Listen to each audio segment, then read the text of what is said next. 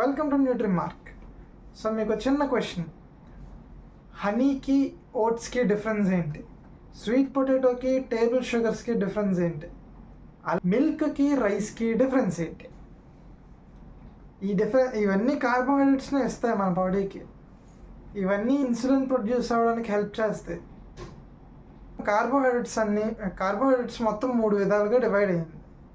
ఒకటి simple carbohydrates, ఇంకోటి complex carbohydrates, అలాగే ఇంకోటి ఏమొచ్చి డైటరీ ఫైబర్.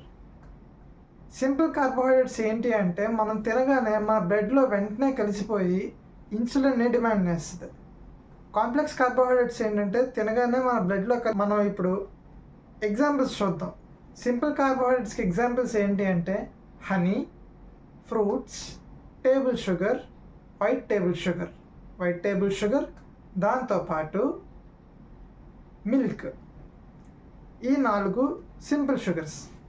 ఎందుకంటే ఇవి ఫాస్ట్గా డెవలప్ అయిపోతుంది, డైజెస్ట్ అయిపోతాయి, ఫాస్ట్గా డైజెస్ట్ అయిపోతాయి.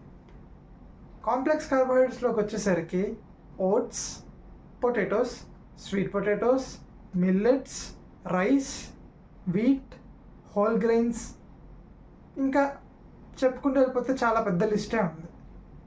సో మనం కలిసి ప్రయాణిద్దాం, కలిసి నేర్చుకుందాం. న్యూట్రీ మార్క్ అంటే నా పేరు వసంత్, నేను ఒక న్యూట్రిషనిస్ట్ని.